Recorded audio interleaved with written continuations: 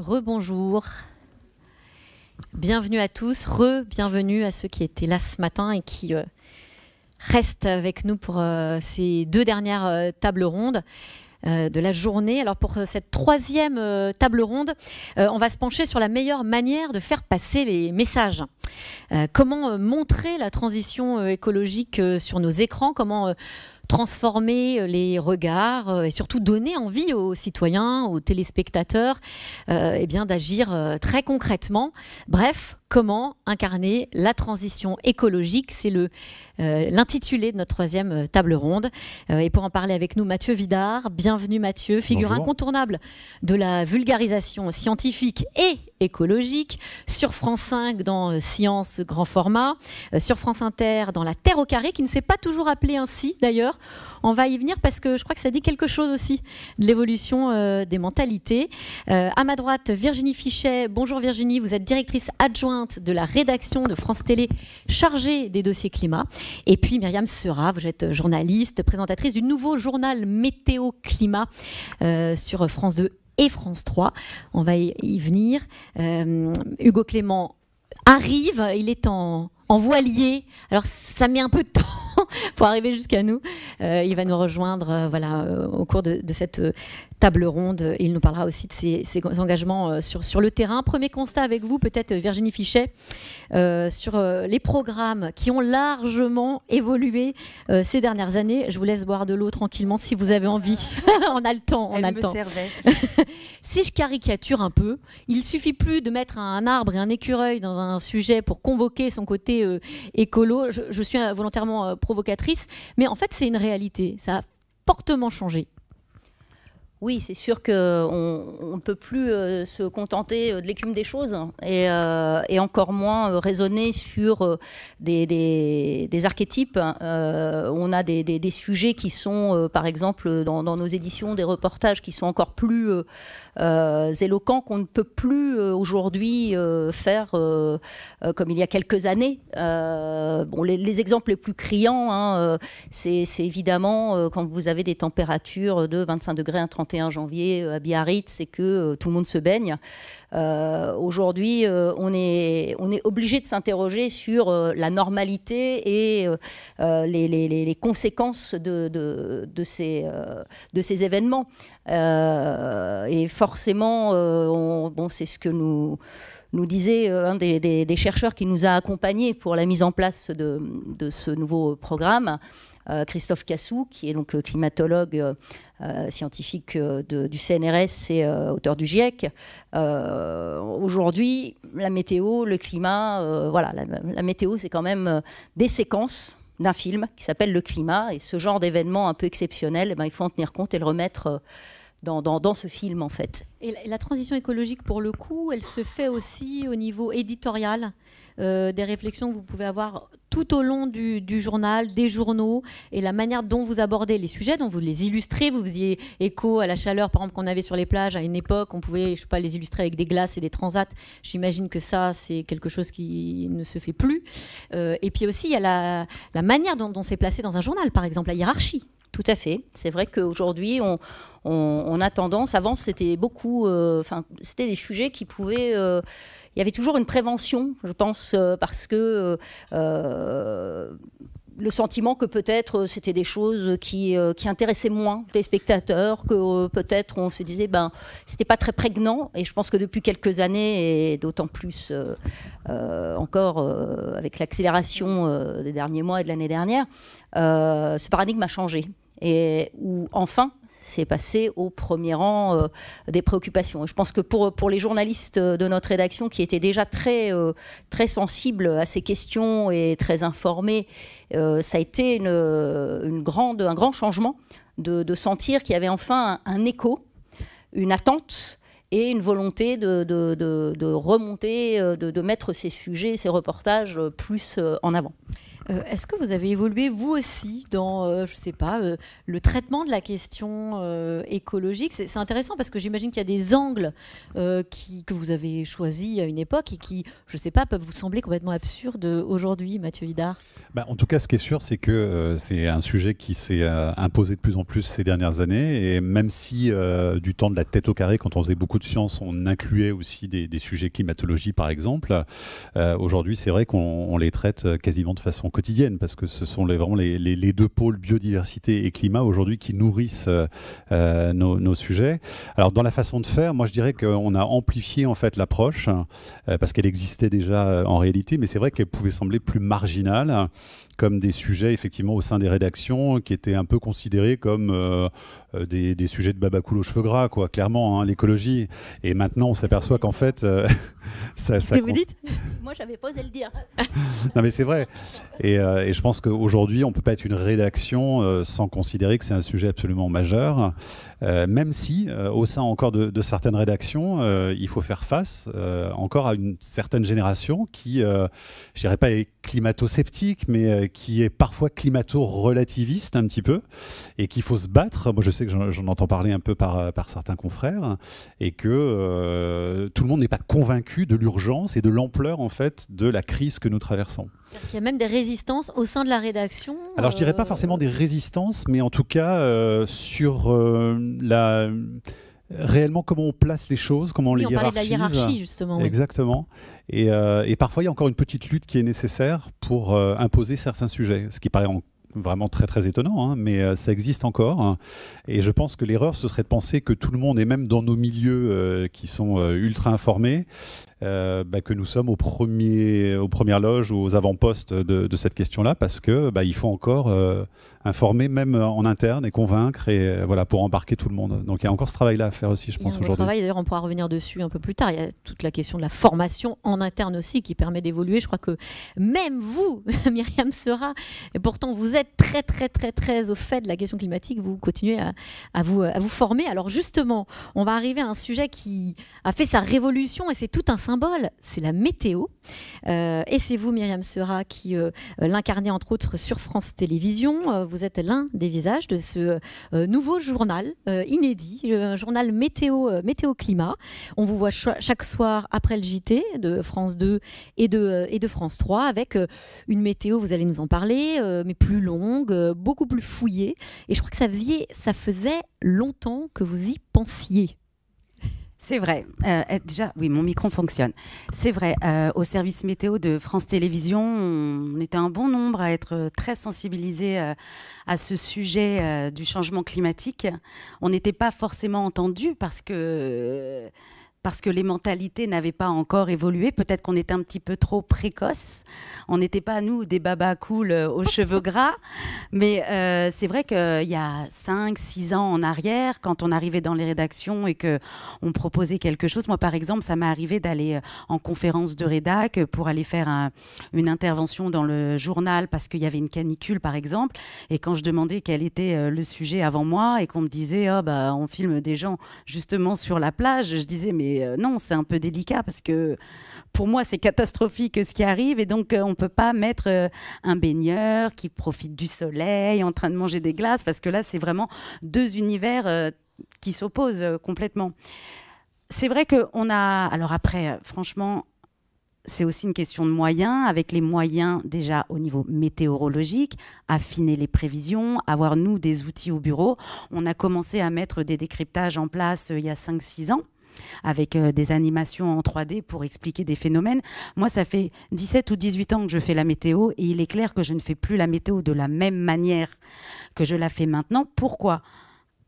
Évidemment, en raison du changement climatique, mais avant, tous les phénomènes météo extrêmes étaient beaucoup plus décalés dans le temps et beaucoup plus...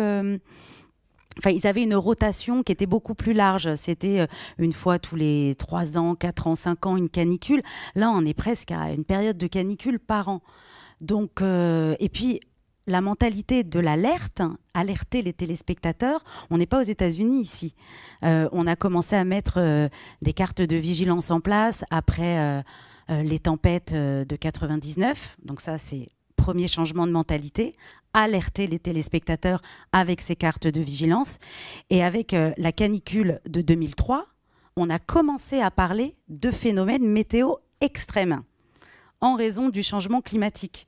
Donc voilà, donc les choses ont commencé à évoluer petit à petit. Et même dans le choix du vocabulaire. Et même pour le choix du vocabulaire. C'est vrai qu'avant, on disait « il fait beau ». Bah oui, il fait beau. En météo, on dit « qu'il fait beau ». Mais une longue période, maintenant, une longue période de beau temps, c'est du mauvais temps. Comme une longue période de pluie, c'est du mauvais temps aussi. Mais voilà, donc on fait très attention au vocabulaire, ça c'est très important, oui. Et on va regarder justement à quoi ressemble ce journal Météo-Climat, justement, qui illustre tout ce que vous venez de dire.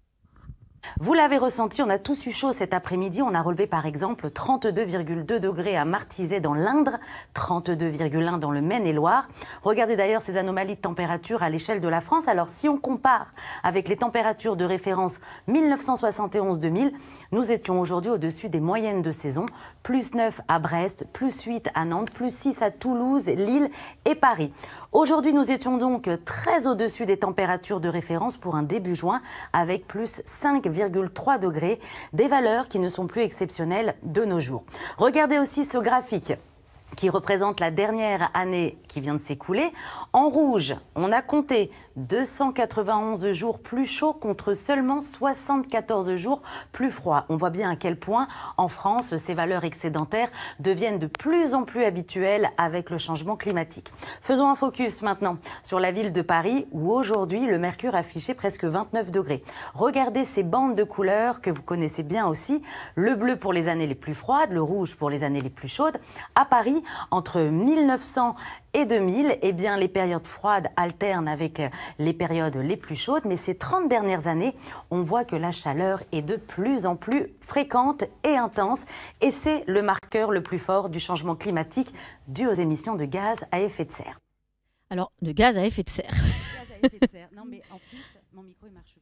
Est-ce qu'il fonctionne le micro de Myriam? Et ça, c'était. Alors, ça, c'est un journal météo-climat qui est passé il y a 2 semaines. Mais depuis, le thermomètre s'est emballé sur le globe. Là, c'est vrai, bon, à cause du sirocco, on a eu 41 degrés là, il y a quelques jours en Corse. Là, on a relevé 50,8 degrés en Iran. On a 35 degrés du côté du Paraguay. Ça paraît rien, mais c'est l'hiver au Paraguay. La température à cette période, elle est de 22 degrés. On a 48 au Texas. Enfin, voilà. Et justement, toutes ces animations-là qu'on voit, Ouais. pour le coup, on voit à quel point c'est hyper efficace, en fait. Ces infographies, ces courbes, c'est aussi une façon de marquer les esprits, Exactement. justement. Et en fait, ce qui est le plus marquant, pour moi, sur cette infographie, c'est évidemment cette frise, cette fresque qu'on a vue. Pour bien comprendre, c'est qu'on a très bien vu qu'entre 1900 et le début 2000, on a une alternance de périodes chaudes et de périodes froides, mais qu'en fait, à partir de l'année 2000 jusqu'à nos jours, on n'aura plus de bande bleue sur cette frise. C'est ça qu'il faut comprendre. Et en fait, ce qu'il faut comprendre, c'est que le changement climatique, c'est à nous de décider si les bandes rouges, elles vont rester rouge clair ou rouge écarlate. La météo, Virginie Fichet, c'est un programme emblématique de France Télévisions, et pas que de France Télévisions d'ailleurs, un rendez-vous pour beaucoup de Français. J'imagine que s'attaquer à un tel monument, c'était pas forcément évident. Comment vous y avez réfléchi au sein de la rédaction? Oui, c'est sûr que c'est... Parce que c'est un rendez-vous. Hein. Oui, c'est un rendez-vous. C'est l'un des plus anciens, j'ai coutume de le dire, l'un des plus anciens rendez-vous de la télévision française, puisque je crois qu'après le Jour du Seigneur, c'est le plus ancien. Je crois que le premier bulletin quotidien météo remonte 1946-1948. Voilà. Donc, voilà. Où finalement, il y a eu des évolutions au fil du temps, mais à part les cartes satellites et l'apparition du fond vert, on n'avait jamais été plus loin. Et toute la problématique était de dire, voilà, d'un côté, c'est une excellente fenêtre, parce que c'est un programme œcuménique, pour continuer dans voilà, qui rassemble tout le monde, qui fait parler, qui s'installe chez les gens, que tout le monde regarde. Donc c'est un point d'écoute énorme. Et en même temps, il ne faut pas... c'est un rendez-vous. Voilà. Et en même temps, il ne faut pas trop perturber effectivement les habitudes. Donc il fallait trouver l'équilibre entre cette capacité à rentrer des nouveaux éléments chez les gens, et puis la chose pour finir importante, c'est aussi que pendant longtemps, malgré tout, on parlait de les esprits, y compris chez les météorologues, c'était la météo n'est pas le climat.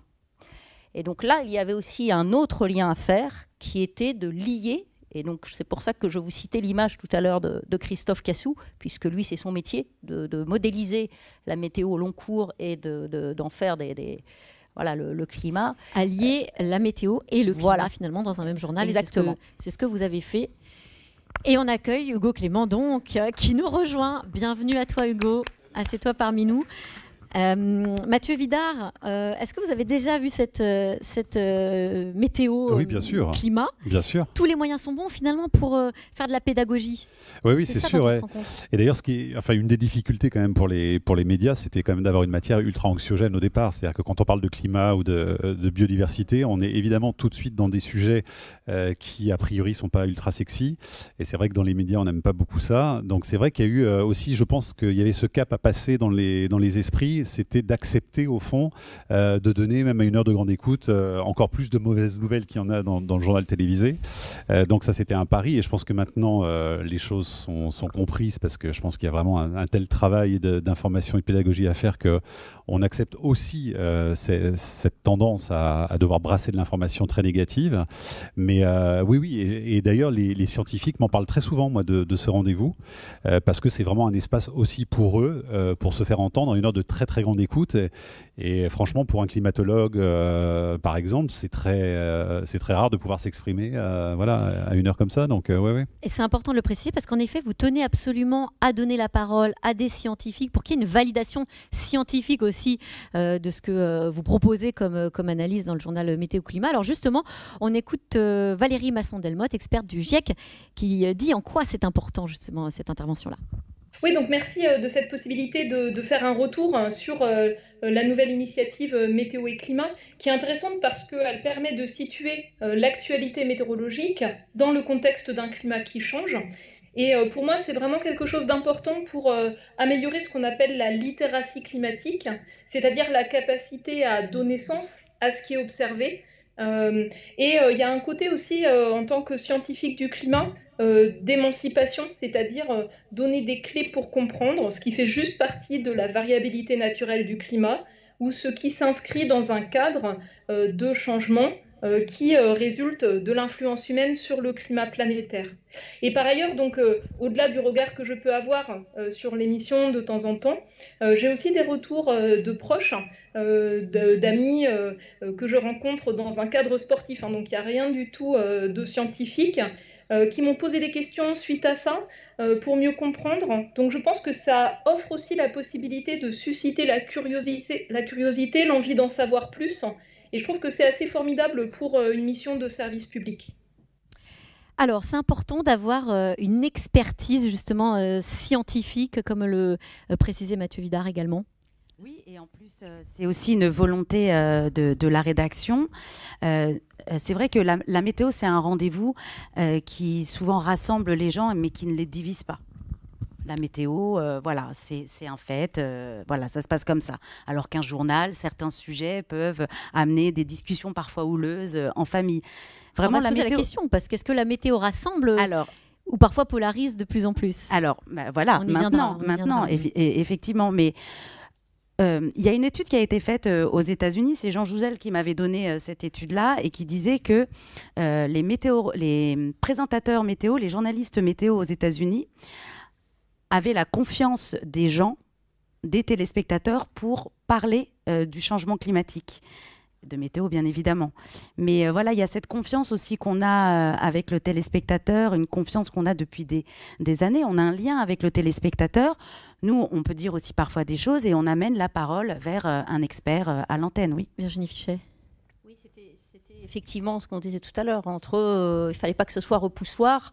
Et en même temps, je rebondis sur ce que tu dis, de la confiance dans le présentateur parce que c'est une figure familière tous les soirs, mais aussi dans les études qualitatives qu'on fait, on se rend compte que sur des sujets comme ceux-ci, et surtout dans le monde où on évolue, où on est aussi beaucoup dans de la désinformation, beaucoup de choses qui peuvent être aussi très militantes et où il faut faire le tri parce que les gens sont surinformés de moult manières, il ressortait de ces études-là que la parole que les Français avaient envie d'entendre et celle en laquelle ils avaient confiance pour parler de ces sujets, c'était la parole des scientifiques. Point. Voilà. Donc c'était une nécessité absolue, c'était impossible de se passer de ça, et aussi parce que c'est des thèmes très précis et où il faut une expertise, et on ne peut pas aller sur ces sujets-là sans avoir effectivement le background, quoi. Alors on a les... Et juste, Oui. juste pour... ça.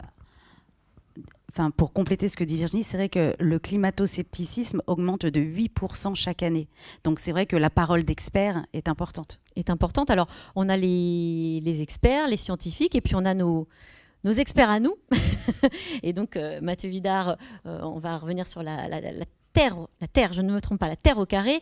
Hugo Clément, on vous voit sur le terrain, donc dans vos reportages sur le front. Il y a aussi ce nouveau média, Vaquita.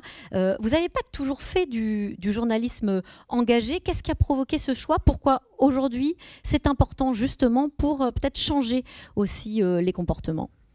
Alors déjà, désolé pour le retard, parce que J'ai dit que vous arriviez en voilier. Oui, alors incarner la transition écologique, c'est prendre le train, Charavoine. et prendre le train, ça aboutit parfois à incarner la transition écologique, mais en retard. Voilà. Donc Parce que les rails se dilatent. c'est ça. Non, effectivement, j'ai pas toujours eu cet engagement, on va dire, environnemental dans la manière de faire du journalisme. Après, sur l'incarnation et le ton un peu engagé, ça fait un moment quand même que je le pratique sur d'autres domaines, notamment avec le petit journal et quotidien. Mais en fait, ça m'est apparu comme une évidence de s'engager sur ces questions-là, parce que alors je vais peut-être en choquer certains, mais moi je crois pas du tout à l'objectivité journalistique. C'est-à-dire que autant la science, c'est pas une opinion, c'est un fait. Autant l'information et les hommes et les femmes qui la racontent sont forcément influencés par ce qu'ils pensent, par leur parcours, leurs émotions, etc. Et donc se cacher derrière une objectivité qui selon moi n'existe pas, c'est un peu mentir aux gens. Et donc je préfère assumer une part de subjectivité sur ce sujet-là. Oui, je trouve que c'est grave, la crise climatique et l'effondrement de la biodiversité. Oui, l'inaction d'un certain nombre d'acteurs me révolte, me choque, m'indigne. Et le tout, c'est que cette subjectivité, c'est Jean-Michel Apathy qui disait ça, d'arriver à la maîtriser, de ne pas se laisser submerger par cette part d'émotionnel et de personnel pour continuer à faire son travail honnêtement. Et pour moi, la ligne rouge, c'est vraiment l'honnêteté, en fait. C'est-à-dire de rechercher la véracité des faits, de ne pas travestir la réalité pour la faire coller à ce qu'on pense. Mais ça n'empêche pas d'être engagé. Et je pense même que c'est indispensable d'avoir une part d'engagement. Alors, pas que tous les journalistes doivent faire ça. C'est très bien d'avoir du journalisme qui s'attache purement à la description des faits, comme l'AFP le fait, et c'est indispensable. Mais je pense que c'est aussi important d'avoir un engagement pour mettre en lumière les acteurs. Par exemple, moi, dans mes émissions, je ne mets pas sur un pied d'égalité les scientifiques et les associations qui se battent pour le climat et la nature avec le porte-parole de l'industrie polluante qui est visé par l'enquête. C'est-à-dire que je donne toujours un droit de réponse parce que c'est la base du journalisme, mais ça me semble important de mettre la lumière et de donner l'exposition aux gens qui en ont pas ou peu, qui ont une faiblesse dans le rapport de force, parce qu'on va pas se mentir, il y a ça aussi qui joue, hein, c'est-à-dire qu'entre les forces économiques qui sont à l'œuvre d'un côté, qui sont très puissantes, très bien conseillées et qui ont un accès facilité aux médias, et de l'autre, les scientifiques, les gens qui essayent de porter un autre discours ou qui essayent de porter une action associative sur le terrain et qui ont beaucoup plus de mal à avoir un accès dans les médias nationaux. Alors autour de cette table, il y a évidemment les exceptions à la règle, et France Télévisions, et moi je suis très fier de bosser pour l'audiovisuel public, parce que c'est le groupe avec Radio France qui donne le plus de place aujourd'hui à la question environnementale, et de plus en plus. Mais globalement, dans le paysage médiatique, ça reste quand même une exception.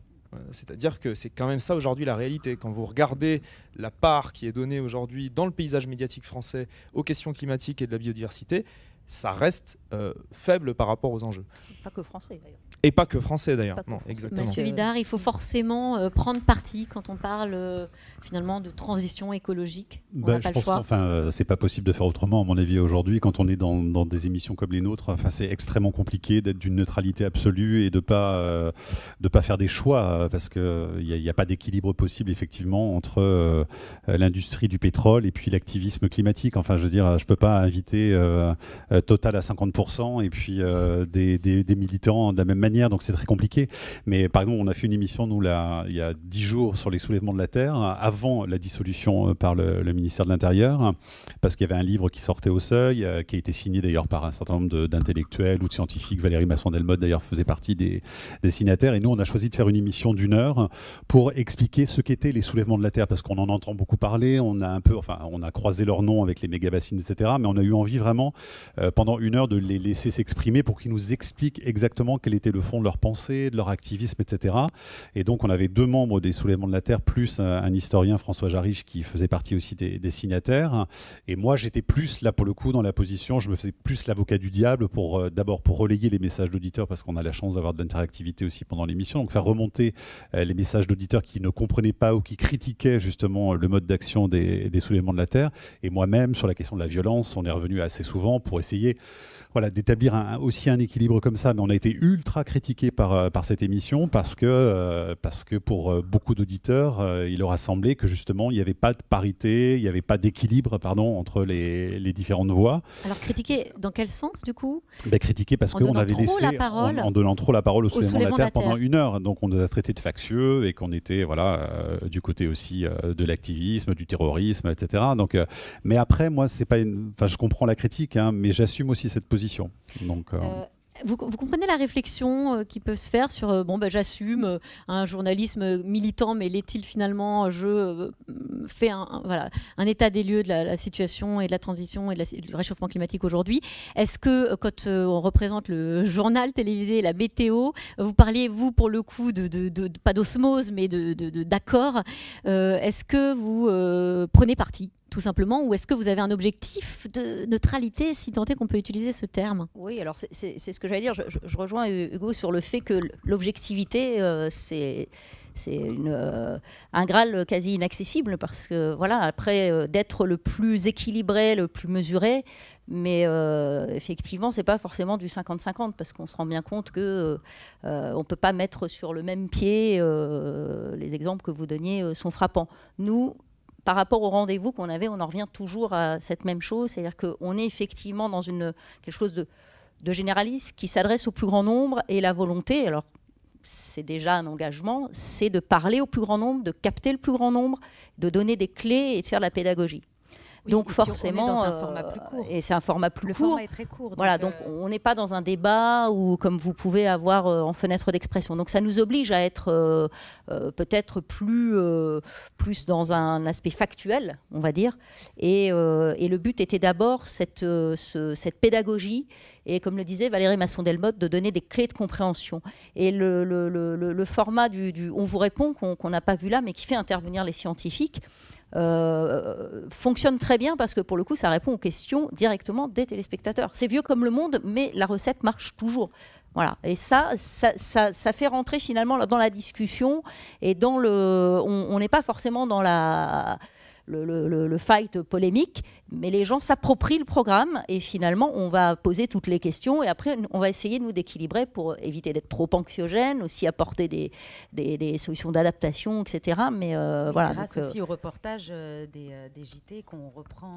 Voilà, donc c'est vrai qu'il faut qu'on trouve un équilibre plus large, plus grand public, et peut-être Hugo Clément. Ce qui est important, je pense, c'est la diversité des formats. C'est que c'est très bien d'avoir des petits sites sur Internet très militants qui vont très loin dans l'engagement, mais qui comme Vaquita.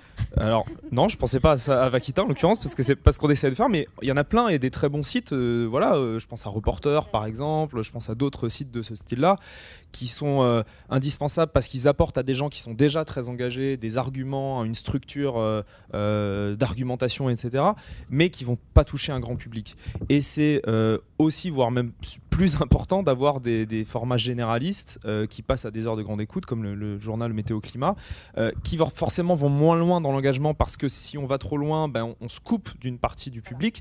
Et il ne faut pas oublier, parce qu'on a tendance à vivre dans des bulles, et les réseaux sociaux renforcent ce sentiment-là. Quand vous êtes sur Instagram, vous avez l'impression que tout le monde pense comme vous. Que tout le monde est très écolo, ou à l'inverse d'ailleurs, que tout le monde est d'extrême droite, que tout le monde est d'extrême gauche, peu importe ce que vous pensez, l'algorithme va renforcer votre bulle de cognitive, on va dire, et va vous mettre en rapport avec que des contenus qui renforcent ce que vous pensez, parce que c'est comme ça, vous interagissez avec ces contenus, et donc on vous en propose de plus en plus. Et donc pour casser ces bulles-là, il faut aller sur Twitter. Il faut aller se faire insulter sur Twitter. Non, pour casser ces bulles-là, il faut prendre du c'est ça. Il faut prendre du recul et prendre conscience que non, aujourd'hui dans la population française, la majorité des gens ne sont pas au courant des enjeux, ou en tout cas ne sont pas au courant de manière précise de ce qui est en train de se passer. Et de penser que ça c'est fait, c'est plus à faire et maintenant il faut juste passer à l'action, bah, c'est oublier 80% des gens sur la route, et c'est pour ça que des formats grand public sont indispensables. Il a complètement raison, il a complètement raison Hugo, et c'est vrai que nous on s'adresse aussi à des gens qui ne sont pas du tout au fait du changement climatique. On s'adresse à toutes les catégories socio-professionnelles, on s'adresse à des gens militants, on s'adresse à des gens enfin, on s'adresse à tout le monde. Et c'est vrai que c'est important effectivement d'avoir ce média généraliste pour parler du changement climatique. Nous, on pose des faits, on fait du décryptage, et quand on peut, on apporte aussi des solutions.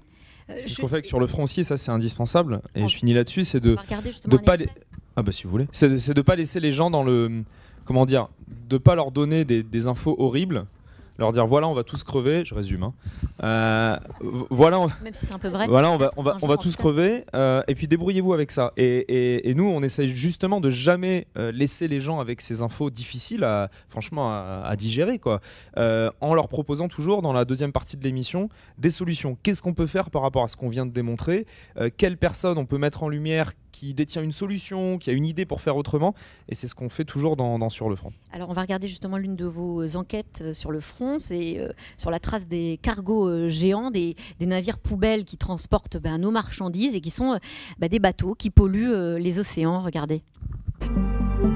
Il n'y a pas que les conteneurs qui polluent les océans. Il y a aussi des bateaux entiers, les cargos poubelles. En France, un homme les traque depuis longtemps. Je suis Jean-Paul Elquin, je me bats pour le bien-être des marins du monde et je lutte contre les bateaux poubelles. Il cherche à obtenir des informations sur un cargo en particulier, qui a attiré son attention. Le bateau Honda, on voit bien que c'est un bateau qui a un parcours un peu particulier, un navire qui change plusieurs fois de pavillon, donc il change plusieurs fois de nationalité, il change de nom sans arrêt. En fait, on ne sait plus qui est l'armateur ou le propriétaire de ce navire. Ce cargo, le voilà, ici à la sortie du port d'Anvers, en Belgique. Il rejoint la Manche. À cette époque, il s'appelait Elizabeth Boy et il avait un drapeau du Danemark. Depuis, il a changé plusieurs fois de propriétaire et de nom. Kuki Boy, puis Trader et enfin Honda, sous un nouveau drapeau, un pavillon de complaisance, celui du Togo. Les affaires maritimes se souviennent de ce navire. Ils l'ont inspecté il y a quelques années à La Rochelle et ont relevé 29 déficiences. Il a dû être immobilisé pendant 2 semaines. C'est le parcours, j'ai envie de dire, normal d'un navire poubelle. Ça, c'est l'image la pire, quoi. Et c'était en 2013. Donc le bateau, il a 10 ans de plus. C'est devenu un bateau fantôme. Il n'aurait plus de pavillon, donc plus le droit de naviguer. Pourtant, Jean-Paul parvient à retrouver sa trace. Là, le bateau, il est à... Ouais, il est en rade de Dakar, en fait, le bateau. C'est mieux d'aller sur place pour voir vraiment ce qui s'y passe et d'avoir le témoignage des marins, si les marins osent parler, parce que c'est très difficile de trouver des marins qui parlent. Nous allons malgré tout tenter de les retrouver.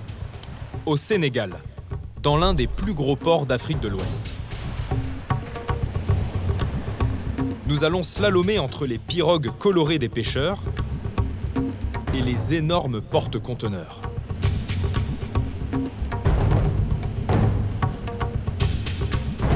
On est au large de Dakar, sur la trace du Honda. On pense qu'il est là quelque part parmi tous ces navires. On va essayer de trouver ce cargo poubelle. Dans la rade de Dakar, il y a des dizaines de cargos qui attendent leur tour pour accéder au port et décharger leur cargaison.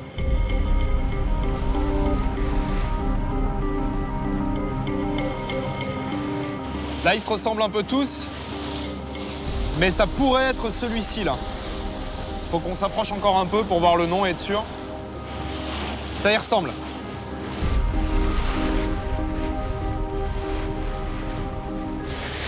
Ah, c'est ça. C'est celui-là. Honda. On voit bien le nom. Et le nom précédent qui a été effacé. Elizabeth Boy. Non mais l'état du bateau, c'est hallucinant, quoi. Il est tout cabossé, l'avant du navire, là. Il a dû avoir une collision. Voilà une enquête haletante, là, pour le coup. Quel impact ça a sur les téléspectateurs? Pour le coup, vous parliez de ça, de cet objectif recherché aussi en montrant ces images-là. C'est l'intérêt de l'incarnation pour moi dans le reportage, c'est qu'on... D'ailleurs, un des mots du titre de notre table ronde. Voilà, exactement. Et on sert un peu de fil rouge aux téléspectateurs. Maintenant, ça fait 4 ans qu'on fait cette émission, bientôt 5. Donc les gens qui suivent ce format me connaissent comment on travaille. Et du coup, même si c'est des sujets au début qui les toucheraient peut-être pas si c'était pas incarné, ils se disent tiens, on va quand même suivre parce qu'on veut voir ce qu'il va nous montrer cette fois-ci. Et ça permet d'avoir un lien, je trouve, plus fort d'attention avec les gens et de maintenir cette attention tout au long de l'enquête. Et puis ça permet aussi de montrer les coulisses des reportages que moi je trouve super intéressantes à chaque fois, parce que ce qu'on peut pas forcément montrer dans un format désincarné, on peut le montrer dans un format incarné, y compris la difficulté de l'enquête. Et à chaque fois, ce qu'on essaie de faire dans Sur le front, alors là c'est le contre-exemple, c'est qu'on va très peu à l'étranger aujourd'hui. On centre vraiment nos enquêtes sur des questions qui touchent les Françaises et les Français. Et quand on va à l'étranger, c'est parce qu'il y a un lien avec nous, avec notre quotidien. Là, en l'occurrence, c'est nos marchandises qui sont transportées. Donc, on veut voir dans quelles conditions elles sont transportées. Mais à chaque fois, on essaye de ramener au quotidien des Françaises et des Français pour que ce soit concernant et que les gens n'aient pas l'impression de regarder quelque chose de très lointain avec lequel ils n'ont aucun rapport et qu'ils comprennent qu'en fait, c'est nos modes de consommation, notre manière de vivre en France qui implique tout ce qu'on montre dans les émissions et donc qui doivent nous inciter à les changer. Alors justement, pour changer les mentalités avec une émission, vous, Mathieu Vidard, vous proposez donc La Terre au carré, c'est sur France Inter. On écoute un petit extrait et puis on rebondit sur cette bascule qui était une émission qui s'appelait donc La Tête au carré avant. On écoute donc La Terre au carré, le début de votre émission. Pourquoi l'écologie a-t-elle autant de mal à percer auprès des classes populaires ? Pollution de l'air, insalubrité, bétonisation, précarité énergétique, malbouffe. Les habitantes et habitants des banlieues sont en première ligne de la crise environnementale et pourtant, le mouvement écolo mobilise peu dans les quartiers défavorisés. Alors, quels sont les principaux obstacles à l'émergence d'un mouvement écologique populaire dans les banlieues et quelles sont les initiatives qui se développent sur le terrain ? Eh bien, c'est le dossier cet après-midi de La Terre au carré. Voilà, La Terre au carré, qui s'appelait donc La Tête au carré. Est-ce que vous vous souvenez de ce moment de bascule ? Qu'est-ce qui a provoqué cette bascule-là ? Je m'en souviens très très bien, puisque j'avais été convoqué dans le bureau de notre directrice à l'époque, Laurence Bloch. Ça faisait 13 ans que La Tête au carré, donc émission quotidienne de science, existait. Et Laurence me dit, écoute, on va arrêter La Tête au carré, on va faire une autre émission sur l'écologie tous les jours. Donc déjà, il a fallu que je fasse mon deuil en 5 minutes sur cette émission que j'aimais énormément. Et donc là, on était en 2019. Et c'est vrai que c'est un moment qui a été charnière, parce que l'année 2018 avait été tout à fait particulière. Il y avait eu la démission de Nicolas Hulot, il y avait eu l'émergence de Greta, qui était absolument inconnue et qui avait fait ses premières grèves. Il y a eu aussi les premières canicules. L'été 2018 avait été aussi très très chaud.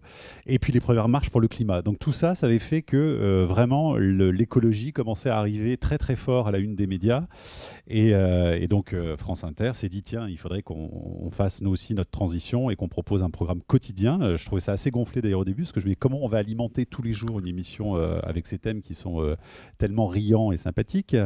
Et donc c'était le pari de faire une émission quotidienne sur le sujet, et on s'est embarqué donc avec Camille Cronier tous les jours depuis donc 2019. C'était la première entrée. On entame la 5e saison là en septembre. Et vous avez eu des problèmes d'inspiration ? Non, vraiment Jamais. pas. Non, tu parles. Non. Il y a plus vraiment, il y a une matière absolument énorme. Et donc non. Et puis en plus, on peut varier vraiment, essayer de voir partout où l'écologie s'inscrit. Et d'ailleurs, aujourd'hui, on voit que ça irrigue absolument tout. Donc, c'est impossible de s'ennuyer. Et qu'est-ce qui marche le mieux, justement, pour embarquer, en parler de convaincre, d'évangéliser les téléspectateurs ou, dans votre cas, les auditeurs ?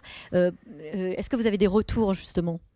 Je sais que j'imagine que ce qu'on propose d'ailleurs entre la télé, le travail que vous faites à l'image, Hugo, et la radio est déjà un peu différent. Peut-être qu'on a une liberté d'ailleurs différente aussi avec le son. Il y a des sujets qui marchent très bien, c'est effectivement les sujets qui concernent la vie quotidienne des téléspectateurs ou des auditeurs. C'est-à-dire que quand on fait une émission sur la fast fashion, sur la voiture électrique, par exemple, dans les dernières émissions qui ont vraiment cartonné, ça a été ces sujets-là, parce que c'est des questions que les gens se posent aussi au quotidien et qui les concernent dans leurs usages.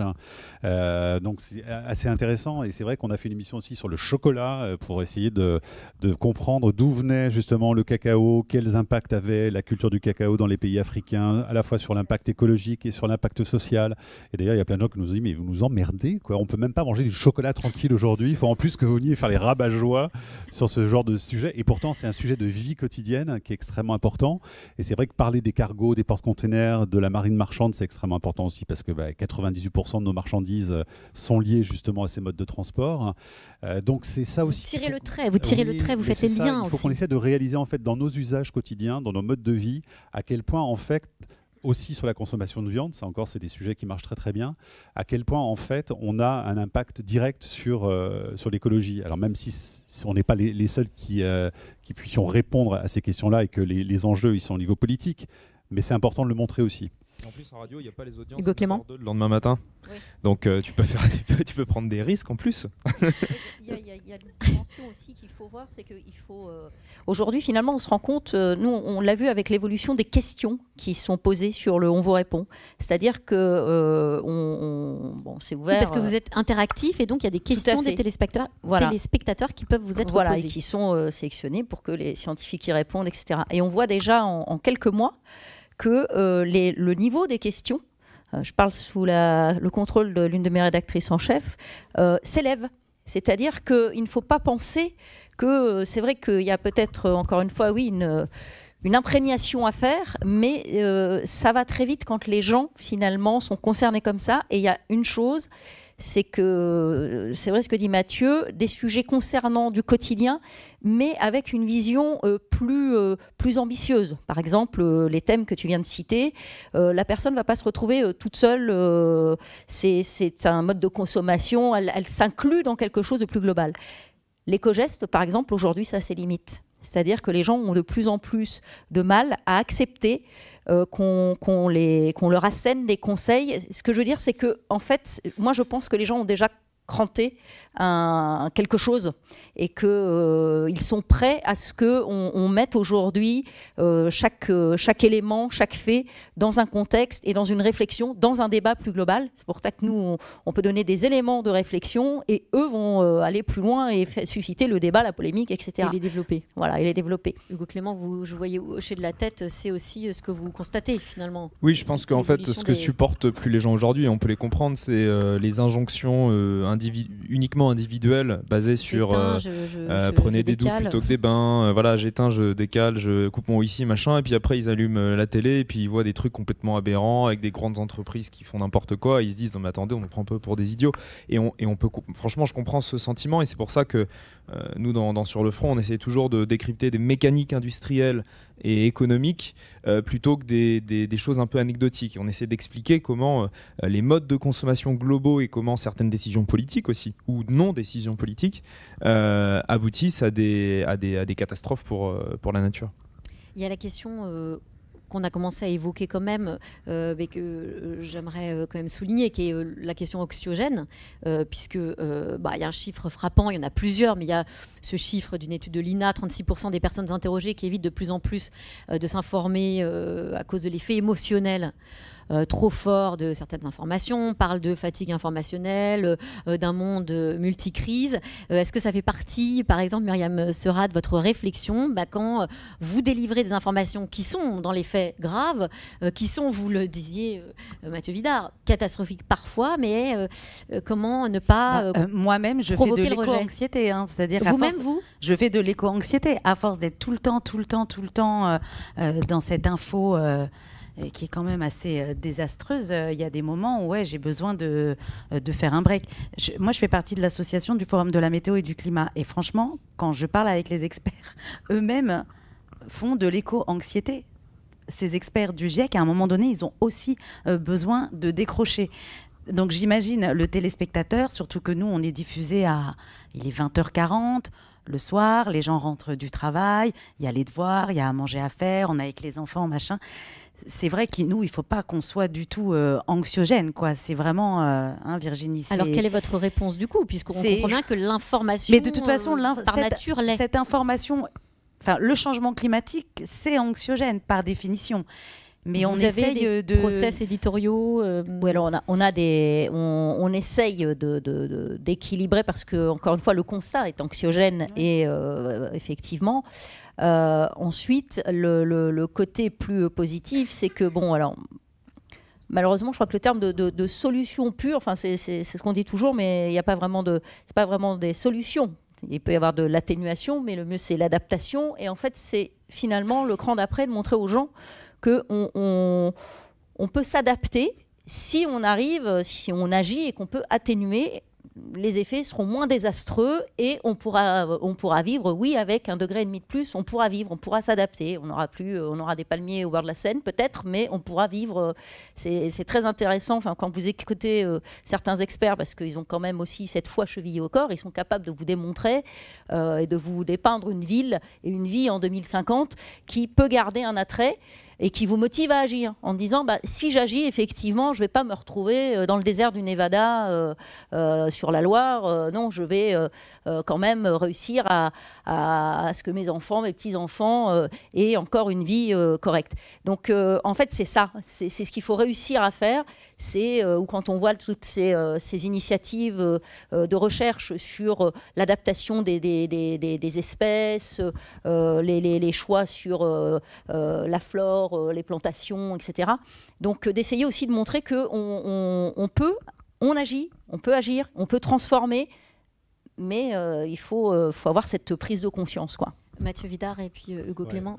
C'est marrant parce qu'on en discutait la semaine dernière avec des invités, mais même ce concept d'adaptation aujourd'hui, il est à double tranchant parce qu'effectivement, on pourra toujours s'adapter. L'espèce humaine s'est adaptée à plein de conditions, sauf qu'il y a aussi une sorte de plafond de verre au-delà duquel il devient vraiment très très difficile et à quel prix de s'adapter. Et quand on nous vend aujourd'hui de l'adaptation à 4 degrés, d'abord on oublie un petit peu l'accord de Paris qui quand même nous plaçait sur une trajectoire à 1,5 degré, voire 2 degrés, et que quand on nous invite déjà à nous mettre dans les conditions d'une adaptation à 4 degrés, ça veut dire qu'on balaye finalement toute une marge d'action possible dès maintenant à prendre pour faire en sorte qu'on persiste à vivre dans un monde à 1,5 degré ou 2 degrés. Donc c'est vrai que c'est extrêmement compliqué parce qu'il faut aussi expliquer ces subtilités-là et que la transition, elle va très très vite, les changements vont très vite aujourd'hui, simplement on est vraiment dans une crise, dans une urgence. Qui fait que voilà, c'est parfois aussi ça qui est compliqué, c'est d'aller dans les subtilités, mais de prendre le temps quand même de les expliquer, parce que c'est pas simple. Hugo Clément. Dans un processus irréversible, en fait, c'est exactement ce que tu dis. C'est-à-dire qu'il faut d'abord prendre conscience qu'il faut agir pour que ce soit le plus atténué possible, pour que ce soit supportable. Que si on continue comme ça, oui, on ne pourra pas effectivement... Et expliquer surtout, enfin en tout cas nous dans notre format, expliquer, décrypter, se mettre à la hauteur des gens, voilà, pour les sensibiliser au mieux et pas les rebuter. Je parle encore une fois, c'est vraiment sur un format court où on n'a pas le temps de débattre, mais vraiment de les sensibiliser. Moi je parle du point de vue de la météo, je veux dire les canicules, ça fait des ravages. 2003, 70 000 personnes sont mortes en Europe occidentale, c'est un fait. Voilà. Hugo Clément. Après, faut aussi dire la vérité aux gens. C'est-à-dire que oui, c'est anxiogène, oui, parce que ce qu'on vit est anxiogène et ce qui se passe est très grave. Donc, moi, je pense qu'il faut dire la vérité. Il ne faut pas avoir peur de dire des choses qui soient anxiogènes. Le tout, c'est encore une fois de proposer des solutions à ce qu'on dit. Et puis surtout, ce qu'on essaie d'éviter, nous, c'est de parler que de la question climatique. Parce que c'est vrai qu'il y a la crise climatique. Mais il y a plein d'autres crises environnementales, notamment la crise de la biodiversité, qui est au moins aussi grave que la crise climatique et dont on parle d'ailleurs beaucoup moins. La survie de l'espèce humaine à court terme est bien plus menacée par l'effondrement de la biodiversité que par le changement climatique, beaucoup plus. Et on en parle pourtant beaucoup moins. Alors que sur la question de la biodiversité, il y a plein de trucs à faire très concrets et qui ont des effets quasi immédiats. Autant le changement climatique, comme on dit, c'est un phénomène qui est très long, qui va se déployer sur des siècles, voire des millénaires, et même si on fait aujourd'hui, si on arrête toutes les émissions de gaz à effet de serre aujourd'hui, qu'on n'émet plus un gramme de CO2, on va continuer pendant des décennies, voire des siècles, à subir les effets du changement climatique, et on ne peut pas y faire grand-chose. Et puis il y a ce fameux 1% en France d'émissions de gaz à effet de serre, donc on dépend aussi des Chinois, des Américains. C'est vrai, la biodiversité, à l'intérieur de nos frontières, dans nos villages, dans nos communes, on peut faire des choses et on peut faire des choix totalement différents. La question des pesticides, la question de la gestion forestière, de quels produits on autorise, de quel type de pêche on autorise. Et tout ça, dès qu'on fait des changements, les effets sont quasi immédiats. La résilience de la biodiversité est absolument incroyable. L'effet réserve en mer et dans les océans le montre bien. Dès que vous préservez une zone, que vous arrêtez de pêcher pendant 10 ans, la biomasse revient, des espèces qui avaient disparu reviennent. Et donc, on a le pouvoir entre nos mains, en tout cas en ce qui concerne la biodiversité. Et c'est pour ça que Sur le front, il y a au moins autant de sujets qui parlent de la biodiversité que de sujets qui parlent du climat. Mais c'est un tout en même temps, hein, la biodiversité. C'est évidemment un tout, mais ce que je veux dire, c'est que le changement climatique ne dépend pas que de nous, effectivement, alors que la biodiversité locale et nationale dépend quasi exclusivement des Français. Le changement climatique a évidemment un impact sur la biodiversité, mais c'est loin d'être le premier facteur de l'effondrement des espèces. Mais par exemple, en bas du classement. Nos forêts se portent pas très bien, notamment en raison des sécheresses. Du coup, on a diffusé, d'ailleurs là je pense à Audrey, on a diffusé un sujet il n'y a pas longtemps sur effectivement cette sécheresse qui développe des parasites dans les arbres. Du coup, les arbres meurent. Mais et il y a certains insectes aussi qui disparaissent, ces mêmes insectes qui vont apporter des nutriments à ces arbres pour qu'ils poussent plus vite, plus grand, plus fort. Voilà, enfin c'est pour ça que je disais voilà, c'est. Non, mais évidemment le changement climatique impacte la biodiversité, mais par exemple sur la question des insectes volants, on a perdu 80% en 30 ans en Europe. La première et 70% d'oiseaux communs. Voilà, et la première cause c'est les pesticides, c'est pas le changement climatique de très très loin. Donc il y a aussi des choses à faire nous avant de. Mathieu Villard, vous vouliez ajouter quelque chose. Quand vous parlez de forêt, moi je pense évidemment à ce qui s'est passé l'été dernier dans le sud-ouest, et pas que dans le sud-ouest d'ailleurs, hein, mais en tout cas en nombre d'hectares, ça a été vraiment catastrophique. Et un an après, on repose la question et on essaie de voir ce qui s'est passé. Est-ce qu'on a vraiment tiré les leçons de ces incendies majeurs? Et bien finalement, on s'aperçoit qu'on va replanter les mêmes essences, c'est-à-dire la même essence de pin en l'occurrence, et qu'on va refaire les mêmes erreurs, alors que les scientifiques nous parlent tout le temps de diversité. C'est-à-dire que pour justement se prémunir contre des effets comme ceux par exemple de la sécheresse ou des incendies, il faudrait mettre de la diversité dans les essences d'arbres absolument partout. Et ben là, qu'est-ce qu'on fait? On replante du pin, parce que c'est encore l'industrie du bois qui veut absolument replanter les mêmes choses. Mais on se dit, mais on est dans un monde de dingue, quoi. C'est intéressant parce que là, on a parlé donc du fait, des contenus du reportage, de la manière d'incarner aussi ces reportages. Il y a aussi la manière de les réaliser et les journalistes qui sont derrière la caméra. Je me mets dedans. D'ailleurs, est-ce qu'on a suffisamment évolué? Est-ce que finalement, pour mieux incarner la transition écologique dans les sujets dont on parle, dans les personnes à qui l'on donne aussi voix au chapitre, est-ce qu'il faut qu'on soit davantage formé? Est-ce que ça fait partie aussi de vos pistes de réflexion, voire même de marge d'évolution? Alors c'est au-delà des pistes, puisque en ce qui concerne France Télévisions, enfin la rédaction de France Télévisions, depuis l'an dernier, on a mis en place des programmes de formation qui se sont accélérés encore cette année, avec comme but que chaque journaliste et membre cadre de la rédaction soit passé par un module de formation. À minima, c'est une matinée de séminaire intensive avec 4 experts du GIEC qui reprennent les différentes thématiques et posent tous les grands enjeux du réchauffement. Et nous avons aussi, grâce à l'Université France Télé, puisque c'est la force aussi d'un groupe comme le nôtre d'avoir un organe de formation comme celui-ci, des modules qui sont donc sur deux jours, abordent ces questions. Et très concrètement, ça change aussi les comportements et ça change des journalistes, la manière aussi en interne, ça change la manière de voir. Oui, tout à fait, parce que ça donne les clés. Ça, encore une fois, tout est question de...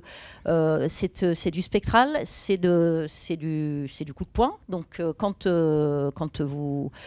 Même si très concrètement sur l'organisation par exemple d'une rédaction, est-ce que ça veut dire aussi avoir en tête on en parlait un peu ce matin dans la table ronde sur l'écoproduction, mais est-ce que ça veut dire aussi avoir en tête que le sentiment d'urgence d'un sujet n'est peut-être plus le même quand on doit le couvrir, mais qu'il est à plusieurs heures d'avion que quand il est plus accessible? Oui, alors il y a ça, je pense qu'il y a surtout, on parlait tout à l'heure de hiérarchie et de la façon dont on aborde les sujets.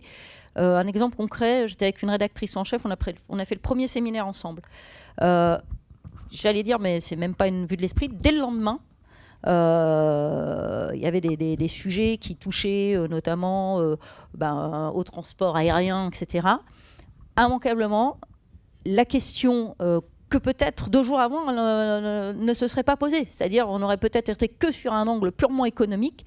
Là, la question est tout de suite venue. De se dire tiens mais attendez là est-ce qu'il y a quelque chose qu'est-ce que ça nous dit par rapport à la transition énergétique, etc.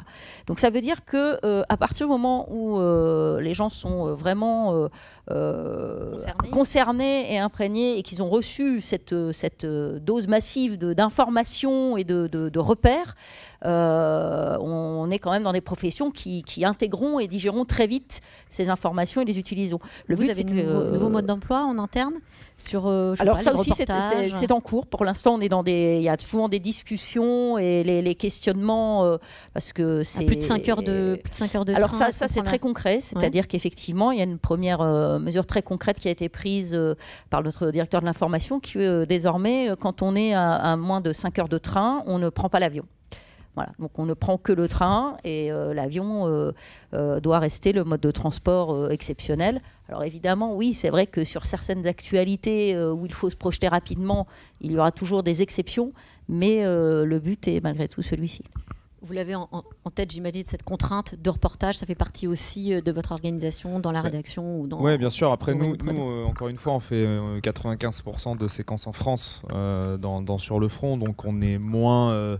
contraint par cette nécessité de prendre l'avion que quand vous faites du news et bon voilà, s'il y a une actualité à l'autre bout de la planète, il faut bien prendre l'avion.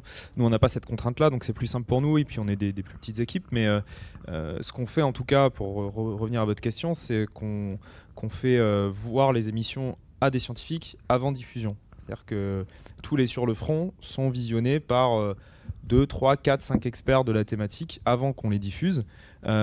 Pour qu'ils puissent nous dire attention là vous dites ça mais c'est pas scientifiquement très exact, ou attention ce que dit telle personne ça me paraît bizarre, ça correspond pas aux études qu'on a faites, etc.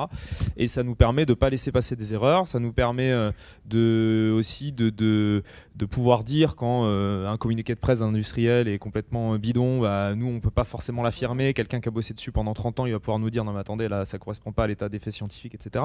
Et je pense qu'en fait il faudrait systématiser ça, et nous on n'a pas du tout honte de faire voir nos émissions avant diffusion par des pros, parce que c'est des domaines qui sont tellement complexes que on peut pas, même si on fait ça depuis 5 ans, même si on s'intéresse, qu'on lit les études et tout, on n'aura jamais un niveau de compétence qui arrivera à la cheville d'un expert des cargos, d'un expert du plastique, d'un expert des forêts. Donc je pense que ça serait aussi une piste intéressante pour les rédactions d'avoir une sorte de comité d'experts qui avant diffusion des reportages, jette un œil dessus pour donner son avis et mettre en lumière d'éventuelles erreurs.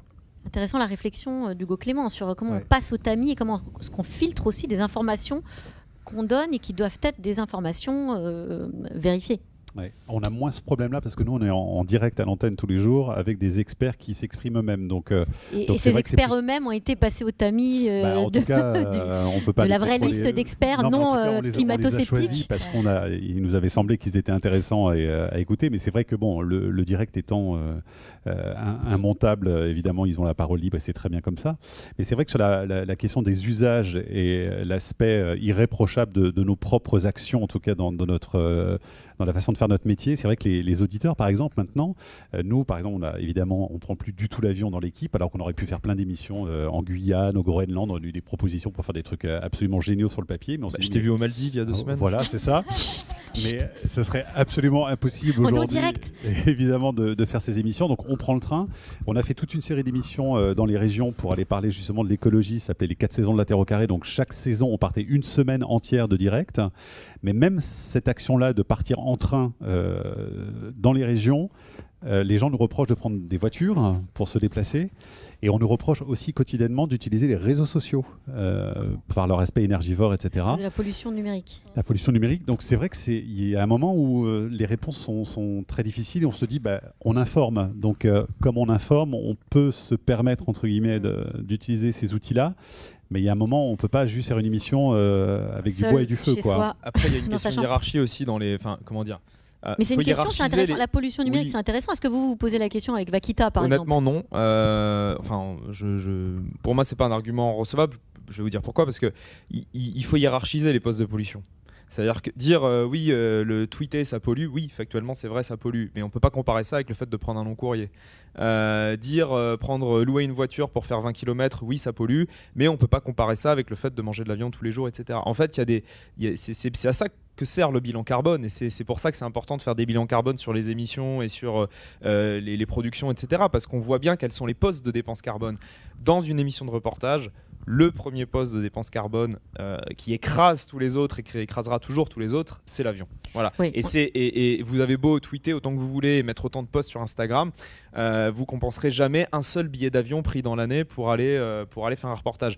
Donc effectivement, la pollution numérique, c'est un vrai sujet. D'ailleurs, on a fait une émission dessus. Et nous, on a fait une table ronde dessus ce matin aussi. Pardon ? Et on a fait une table ronde dessus ce matin aussi. Super. et donc, il y a un vrai sujet avec les data centers, etc. Mais rapporter au niveau individuel... Parce que c'est toujours ça qu'il faut faire. Rapporter au niveau individuel, le tweet que la Terre au carré va faire ou le post que je vais faire sur Instagram a un impact très très faible par rapport, je pense, à l'impact positif qu'il va avoir. Et c'est toujours cette balance qu'il faut faire. Est-ce que je prends un avion pour aller montrer en forêt amazonienne les conséquences de notre élevage chez nous, en se disant peut-être que si je montre ça, il y a des gens en France qui vont arrêter de... C'est la question de l'impact. Voilà, arrêter d'avoir recours à l'élevage intensif, etc. Est-ce que je le fais ou pas ? Tant qu'on pense que l'impact est positif, que le bilan global est positif, il faut le faire.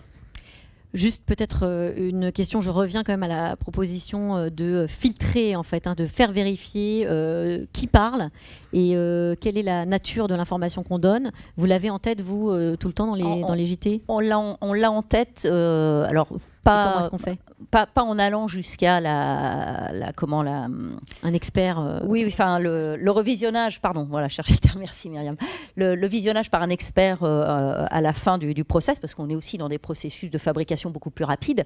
En revanche, c'est ce qui se passe pour le JT météo-climat avec les experts avec lesquels on travaille le plus souvent, et c'est aussi quelque chose qui est en cours d'élaboration pour la rédaction, d'avoir... Alors, justement, on voulait éviter le mot de comité scientifique qui a dans comité, je sais pas, on entend des choses un peu censure, etc. Voilà, on voulait pas de connotation. Covid. Voilà, je sais pas. Mais en revanche, une équipe, parce que c'est ça, c'est un collectif et de référents. C'est-à-dire effectivement de personnes qui soient encore une fois détentrices de ces savoirs, comme dit Hugo, qui sont, voilà, la science, c'est la science, et qui peuvent, en amont, dès qu'on lance un reportage, comme on le fait fréquemment, de toute façon, on contacte les sachants de chaque domaine. Mais là, d'avoir des gens sur lesquels on peut s'appuyer, qui vont nous envoyer vers les bonnes personnes et nous obliger à tirer les fils dans ces matières, comme on le disait tout à l'heure, le disait Mathieu, c'est tellement... ça ruisselle sur tous les domaines de notre vie aujourd'hui qu'il faut toujours trouver le bon point d'entrée, la bonne personne, les bonnes infos. Donc oui, ça, effectivement, ça fait partie aussi des choses sur lesquelles on travaille à consolider les liens qu'on a. Et bon, alors, il faut avouer qu'effectivement, le JT Météo-Climat a énormément contribué à nous... Voilà, on travaille aujourd'hui, vous avez vu tout à l'heure Valérie Masson-Delmotte, on a énormément de scientifiques qui aujourd'hui, effectivement, on peut les contacter, j'allais dire, très facilement et même beaucoup plus facilement qu'avant et sans même doute de l'étranger. Et même de l'étranger, effectivement. C'est vrai.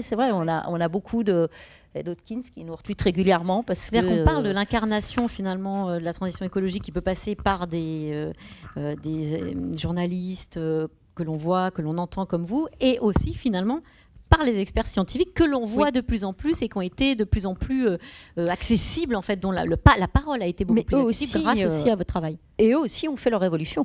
Parce que c'était les deux pendants, en fait. Oui, être accessible, c'est aussi savoir transmettre l'information de façon de la vulgariser. Voilà, il fallait qu'ils sachent vulgariser, et c'était un monde, pour en avoir discuté avec certains, dans beaucoup de domaines scientifiques, c'était ingrat d'aller comme ça galvauder son savoir. C'était que, moi j'en discutais avec un des scientifiques qui disait, même encore aujourd'hui, il a des collègues qui lui disent, mais enfin tu vas perdre ton temps. Enfin nous sommes c'est une tour d'ivoire quoi. Et pendant longtemps, faut quand même pas oublier qu'il y a eu certaines positions comme ça. Donc ils étaient moins nombreux à sortir des laboratoires, on va dire, et aujourd'hui, alors je pense que les réseaux sociaux n'y sont pas non plus pour rien, parce qu'il y a eu une espèce d'ouverture comme ça des vannes, et de plus en plus, entre guillemets, ils s'y sont mis, et ils ont compris que l'urgence... Oui, ils viennent nous voir en disant mais faites quelque chose. Je dis bah oui, mais vous aussi faites quelque chose. On ne peut pas travailler l'un sans l'autre. Prendre leur part. Voilà. Ça, vous avez vu aussi l'évolution du comportement. Oui, mais c'est vrai qu'en interne, il y a beaucoup de scientifiques nous qu'on contactait au début qui voulaient pas parler tout simplement parce qu'ils avaient peur de devoir trop simplifier, et donc de se faire critiquer par les gens au sein de leur discipline.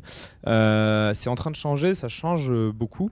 Après nous on est sur un format qui est plus facile pour eux parce que c'est 52 minutes, donc c'est difficile de résumer en 1 minute le travail d'un an ou deux. Exactement. Pour les scientifiques. Mais je trouve ça intéressant ce que dit Virginie sur le Covid, parce que pour moi c'est là que réside tout le nœud du problème, c'est-à-dire les politiques, les médias ont accepté pendant 1 an et demi, 2 ans, d'avoir un comité scientifique qui conseillait la décision politique. Je veux dire, le président de la République soumettait ses décisions à un comité scientifique qui donnait un avis, et la plupart du temps, il suivait l'avis de ce comité scientifique, parce qu'on a estimé qu'on était dans une situation gravissime et qu'on avait besoin de la science pour s'en sortir.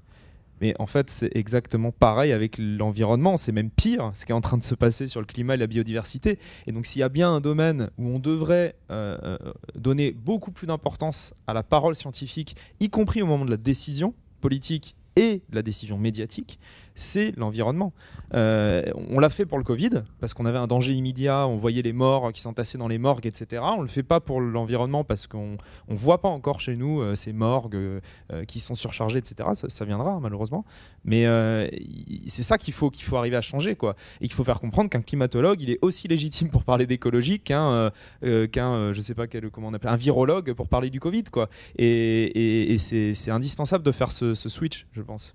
Mathieu Vidard, sur la vulgarisation de la parole scientifique de plus en plus présente. Mais en même temps, le Covid nous a montré que c'était une période où les scientifiques ont été ultra critiqués, parce qu'il y en a eu beaucoup dans les médias, certains sont même exprimés en dehors de leur domaine de compétences, et il y a une espèce de cacophonie auprès du public, et on voit que les fake news ont très très bien circulé, plus que jamais d'ailleurs à ce moment-là, donc c'est aussi une façon de montrer que la parole scientifique n'a pas été entendue, et aujourd'hui encore avec le climat, ce serait extraordinaire que tout le monde se fie à l'avis des scientifiques, mais on s'aperçoit que il y a vraiment même un rejet parfois très violent et très massif de la parole scientifique, et que cette parole qui était plutôt pas mal respectée dans les années passées, aujourd'hui elle est très très vite balayée, et finalement le climat c'est une affaire d'opinion plutôt que de science, quoi. C'est-à-dire que voilà, chacun y va de son petit commentaire sur vous voyez aujourd'hui il a fait très très froid, alors qu'on nous dit tout le temps que c'est le réchauffement climatique, donc ça c'est un des arguments justement des climato-sceptiques, alors qu'effectivement il faut regarder les courbes sur un temps beaucoup plus long, celle du climat, pour pouvoir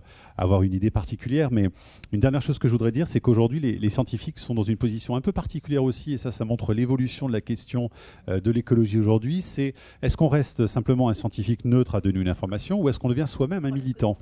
Et alors il y a des scientifiques qui franchissent le pas sans aucun problème, et qui même s'engagent dans des actions comme Scientific Rebellion par exemple, et il y en a même en France, qui même au micro arrivent à avoir une autre parole, beaucoup plus directe, et presque une parole aussi à la fois de scientifiques mais aussi de citoyens portant le sujet, et puis d'autres qui refusent ça. On en a parlé avec certains climatologues, et qui veulent rester vraiment derrière les faits scientifiques, les publications, etc., et qui ne veulent pas franchir le pas de l'implication personnelle.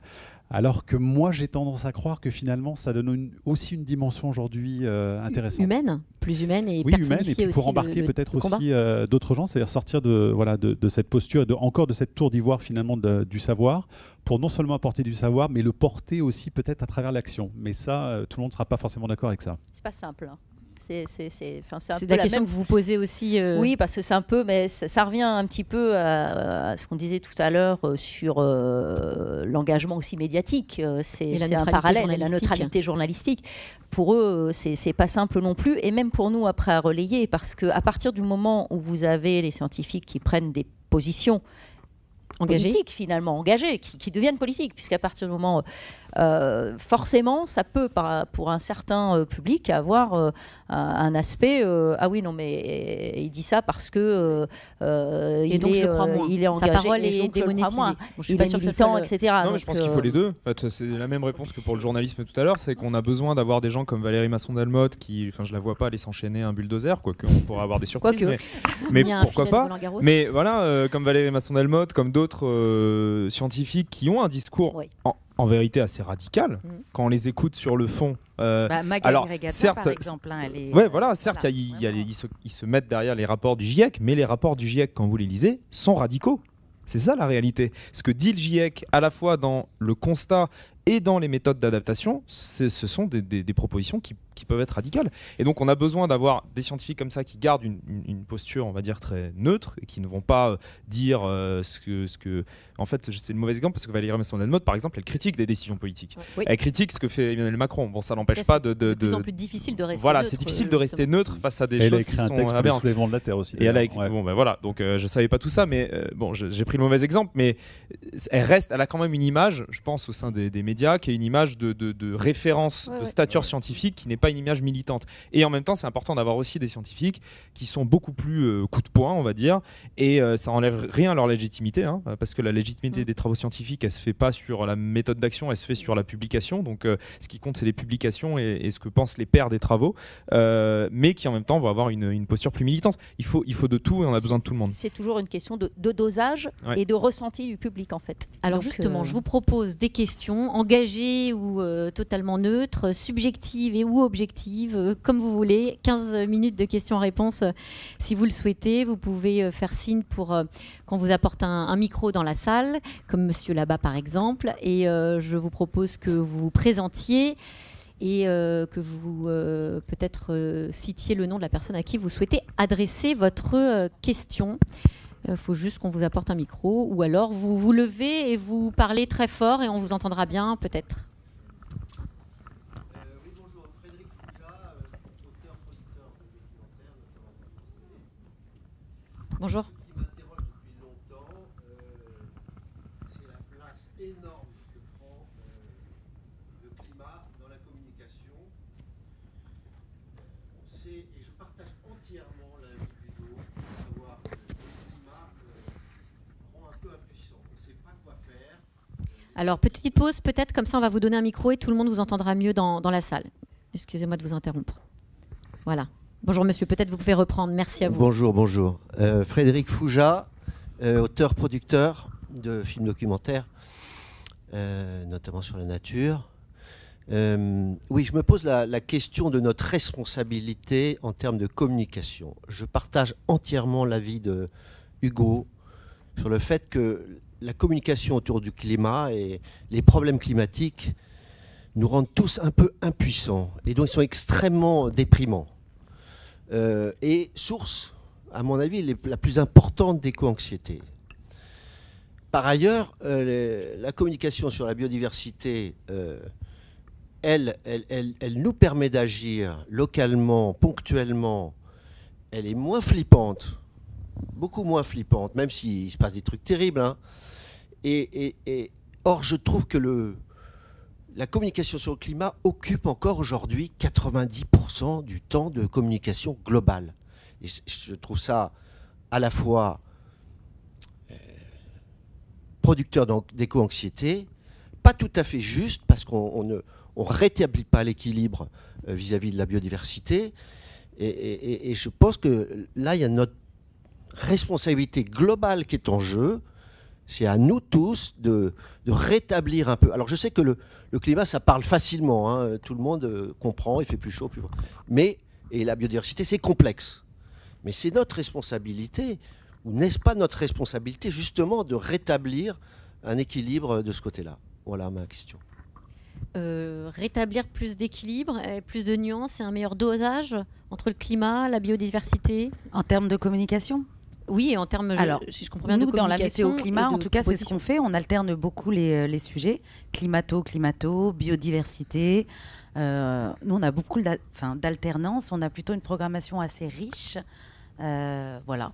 En tout cas, moi, je vais parler tout à l'heure de biodiversité ce soir. Donc, et dans les journaux télévisés, je pense qu'effectivement, c'est peut-être...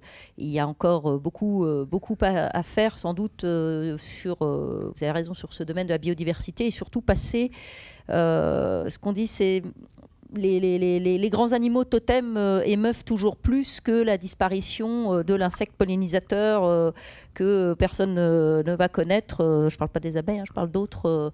Et c'est la difficulté des spécialistes d'ailleurs qui disent, voilà, nous, la difficulté même de faire des recherches là-dessus. Donc c'est le même problème partout. Donc effectivement, oui, il y a sans doute encore des domaines à explorer, mais comme disait Mathieu, c'est tellement vaste que oui, ça va se faire, forcément. Hugo, toi, pour le coup, tu disais aussi que ça faisait partie de tous tes champs d'action et de réflexion, justement, Ouais, particulièrement sur la biodiversité. Je partage le constat. Nous, on fait très attention à parler beaucoup de biodiversité. D'ailleurs, dans l'émission de ce soir, par exemple, très bonne émission que je vous conseille à 21h sur France 5. Après le JT Météo Climat, bien sûr. Voilà. On commence à 21h, donc on est la seule chaîne à commencer à l'heure. Donc, c'est un doc sur les plages. Et au moins, on va dire, la moitié du doc est consacrée à toute la question biodiversité des plages, avec toutes ces espèces qu'on ne connaît pas et qui vivent sur les plages et qu'on détruit en pensant bien faire, par exemple en nettoyant les plages pendant l'été pour enlever le plastique, mais aussi les algues, les bouts de bois, et avoir des plages propres en apparence qui en fait sont des plages mortes. Et on explique dans ce documentaire pourquoi il faut arrêter de nettoyer les plages avec des engins et qu'il faut laisser la laisse de mer, y compris les petits bouts de plastique qu'il y a, parce que quand on nettoie tout, et ben en fait on tue toute la vie qu'il y a sur les plages. Bon, c'est un peu contre-intuitif, mais voilà, c'est super intéressant et ça permet d'avoir un autre regard sur les plages. Donc moi je rejoins la remarque. On parle beaucoup de biodiversité. Je pense même qu'on parle plus de biodiversité que de climat dans l'émission. En tout cas, Sur le front. Sur le front. Sur le front. Oui, alors, prochaine question. Il y a plusieurs mains qui se lèvent. Donc, bonjour voilà, à madame. tous. Et ensuite, Oui, deux mesdames plus bas. Vous avez tous évoqué la contradiction, ou en tout cas la difficulté de vos émissions respectives de faire... susciter de l'intérêt et peut-être aussi un peu de réveil chez les téléspectateurs, et en même temps la difficulté pour eux de faire face et de se mobiliser alors que les grandes décisions politiques ou des empires économiques sont plus impactants. Et est-ce que du coup, dans tous les engagements que vous prenez en tant que journaliste et dans l'engagement scientifique dont vous parlez, vous arrivez aussi à atteindre des sphères un peu plus ou politiques ou économiques avec des décisions, typiquement l'extrait que vous avez passé sur le front? Est-ce que derrière il y a eu quelque chose des douanes françaises, ou je ne sais pas quelles sont les autorités compétentes, mais est-ce qu'il y a eu des conséquences sur telle ou telle émission? Parce que là, typiquement, nous, on peut pas faire grand-chose. Ouais, complètement. Alors, j'ai envie de dire oui et non. Oui, il y a parfois des émissions qui donnent lieu derrière à des changements de législation, en tout cas des débats au niveau politique. C'était le cas notamment sur la question des dauphins. On a fait tout un truc sur les captures accidentelles de dauphins dans le golfe de Gascogne, et Emmanuel Macron finalement a pris position suite à la diffusion du sujet. Il y a eu d'autres exemples, notamment sur la chasse en enclos, une émission qu'on avait faite sur la chasse en enclos, et derrière il y a eu des propositions de loi qui ont été déposées. Donc on n'est pas, on n'a pas la prétention de faire changer les choses seul, mais c'est des gouttes d'eau qui s'ajoutent. Et quand vous mettez la lumière sur un sujet, qu'il y a beaucoup de gens qui regardent, qu'il y a beaucoup de gens qui relaient, évidemment, ça ne peut que aller dans le sens de pousser les politiques à se saisir des sujets. Parfois, ça suffit pas, faut pas se mentir, parfois, il se passe rien.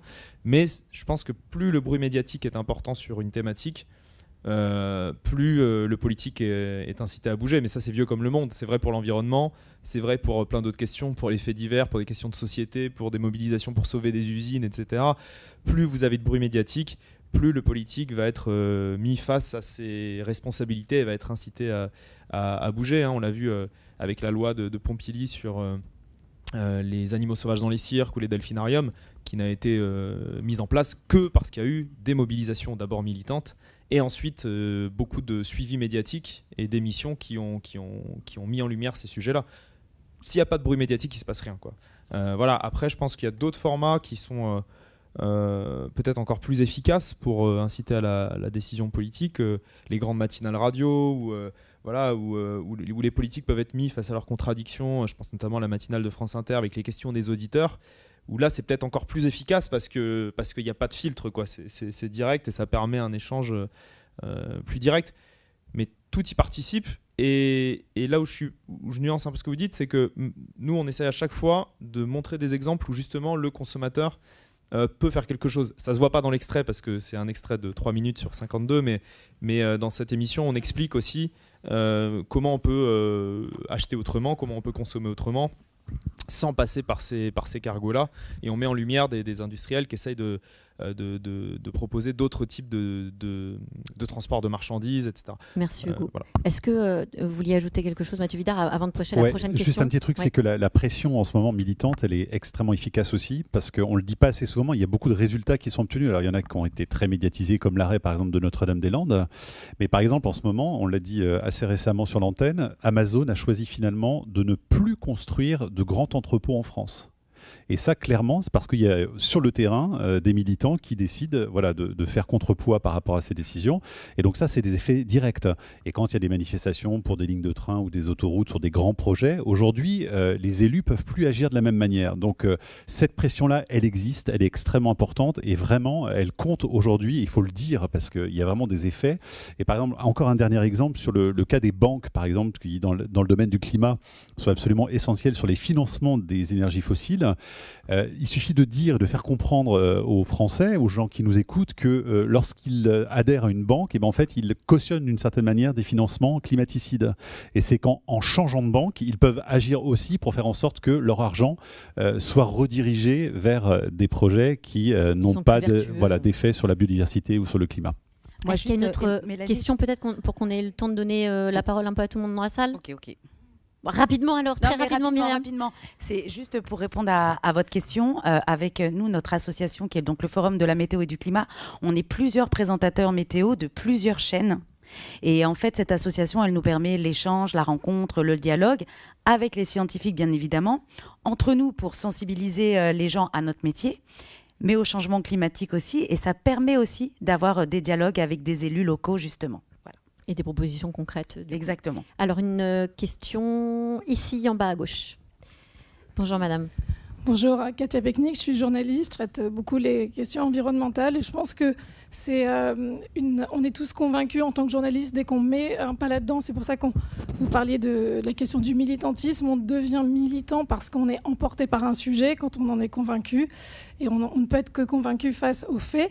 Et ma question, elle est un pendant de ce qui vient d'être posé, c'est-à-dire qu'il y a l'action politique qui est extrêmement importante, le fait que tous, on ait pu à un moment ou à un autre faire pression par nos reportages et nos enquêtes.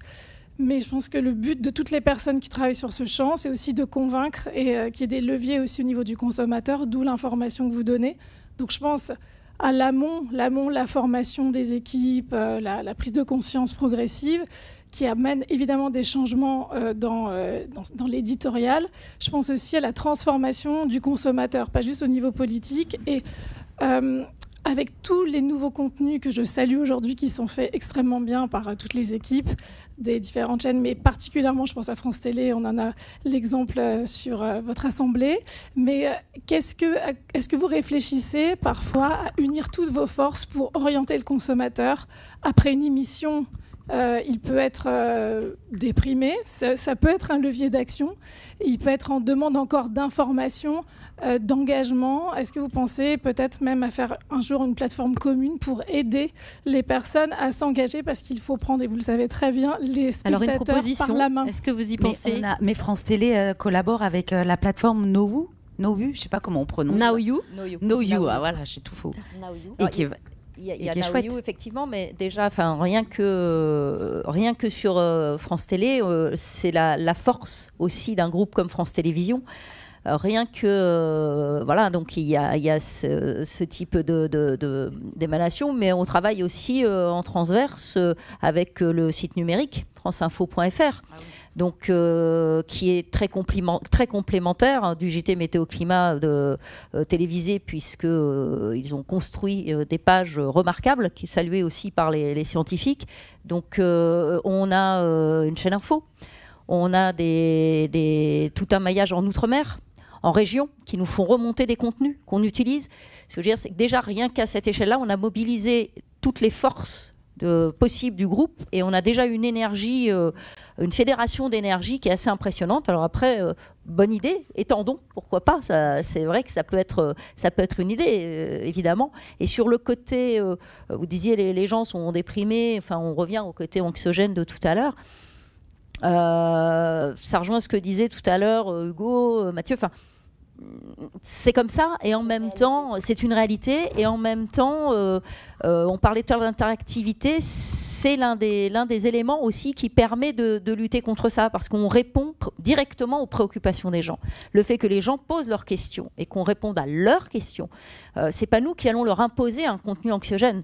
C'est eux se posent des questions et on leur apporte des réponses. C'est leur quotidien, c'est comment on change aussi les choses au quotidien.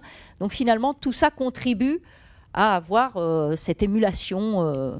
Et on invite les gens à se rendre sur le site internet de la chaîne. Et on vous invite tous d'ailleurs à aller voir nos émissions de ce soir et de demain matin sur l'antenne, puisque c'est la fin de cette table ronde. On vous voit ce soir après le JT de France 2, de France 3. On vous voit ce soir sur le front sur France 5. Et on vous écoute demain matin sur France Inter. Demain après-midi à 14h. Demain après-midi à 14h. À 14h, pardon. Moi, je vous voyais aussi dans la matinale. Merci à vous.